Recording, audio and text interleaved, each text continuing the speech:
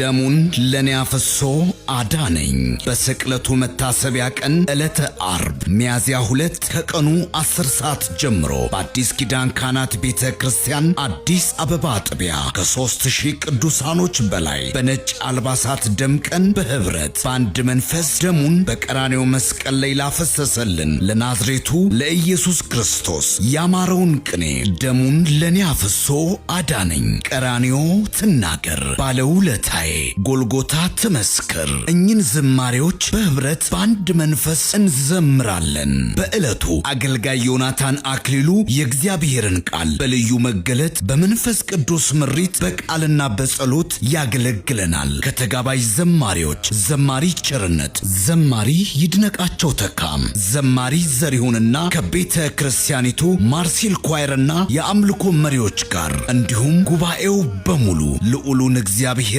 በዝማሬ ውለታውን እያሰብን በመንፈስ ሆነን በማስተዋል እንዘምራለን። በገናውን የማርሲል መንፈሳዊ ባንዶች በመንፈስ ይደረድሩታል። ስለሆነም በአዲስ አበባና አካባቢዋ የምትኖሩ ቅዱሳኖች በሙሉ ዕለተ አርብ ሚያዝያ 2 ከቀኑ 10 ሰዓት ጀምሮ በአዲስ ኪዳን ካህናት ቤተ ክርስቲያን አዲስ አበባ አጥቢያ በነጭ አልባሳት ደምቃችሁ በመገኘት የበረከቱ ተካፋይ እንድትሆኑ በጌታ ፍቅር ሁላችሁም ተጋብዛችኋል።